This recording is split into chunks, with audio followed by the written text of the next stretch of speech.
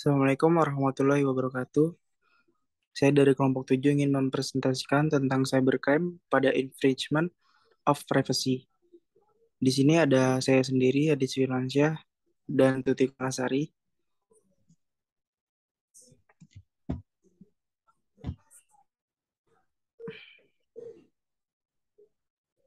Agenda layout bulan, latar belakang merumuskan masalah, landasan teori, terus definisi cybercrime, definisi infringement of privacy, dan cyber law. Motif infringement of privacy, penyebab infringement of privacy, permasalahan kejahatan tersebut. Terus penutupan, kesimpulan, saran.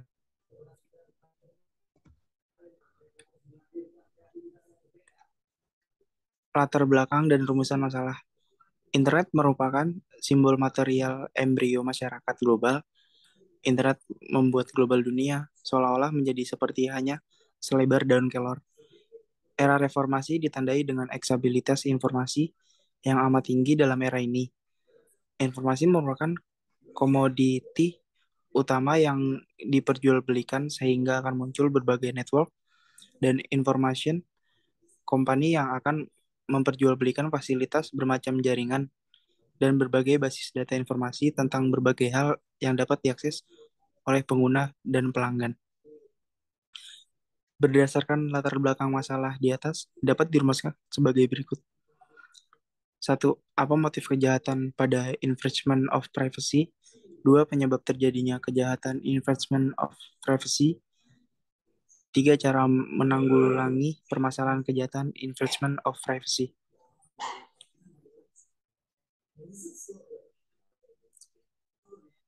Definisi cybercrime. Cybercrime adalah kejahatan yang terjadi di dunia siber. Adapun definisi tentang cybercrime ini sangat banyak, baik menurut para ahli maupun berdasarkan peraturan perundang-undang. Definisi infringement of privacy adalah kemampuan satu atau sekelompok individu yang mempertahankan kehidupan dan urusan personalnya dari publik ataupun untuk mengontrol arus informasi mengenai diri mereka. Privacy kadang dihubungkan dengan anonimitas, walaupun anonimitas terutama lebih dihargai oleh orang yang dikenal publik. Privacy dianggap sebagai suatu aspek dari keamanan.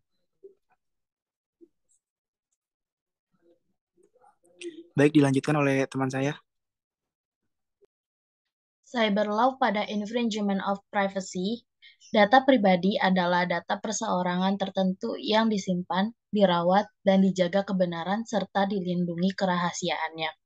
Perlindungan data pribadi merupakan salah satu hak asasi manusia yang merupakan bagian dari perlindungan diri pribadi. Perlindungan diri pribadi dan menumbuhkan kesadaran masyarakat serta menjamin pengakuan dan penghormatan atas pentingnya perlindungan data pribadi. Pencurian data pribadi, terutama di zaman modern seperti saat ini, sering terjadi. Modus-modus pelaku untuk mendapatkan data pribadi seseorang sangat beragam. Undang-Undang ITE telah mengatur hal terkait pencurian data pribadi dalam sebagai berikut,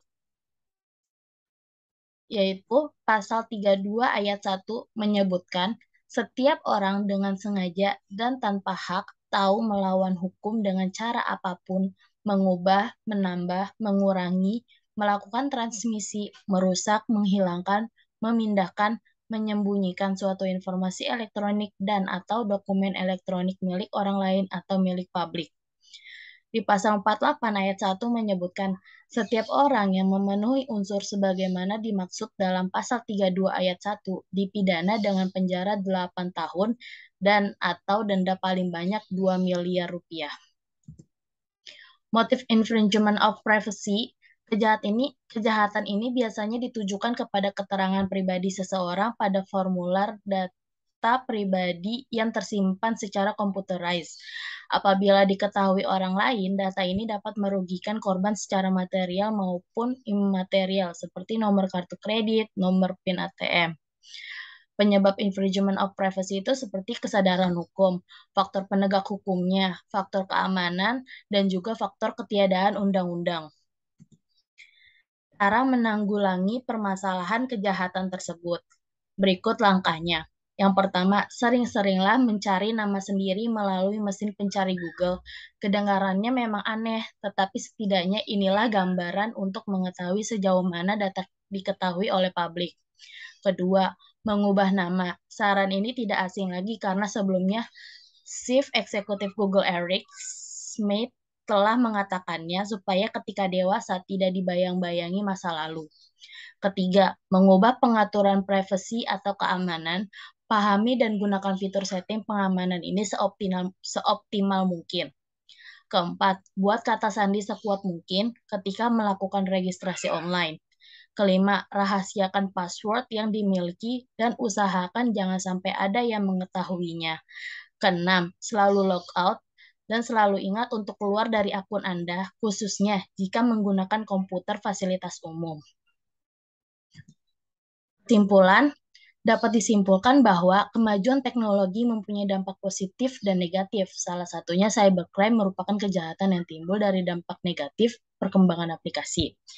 Saran yang bisa kami berikan, kami mengharapkan juga dengan adanya perangkat hukum yang relevan dan kondusif, kegiatan terkait dengan keamanan data pribadi dan kepastian transaksi, juga keamanan dan kepastian berinvestasi bisnis akan dapat berjalan dengan kepastian hukum yang memungkinkan agar bisa menjerat semua fraud atau tindakan kejahatan dalam segala kegiatan internet, kegiatan bisnis maupun yang terkait dengan kegiatan pemerintah, agar pengguna internet merasa aman dan nyaman saat menggunakan internet.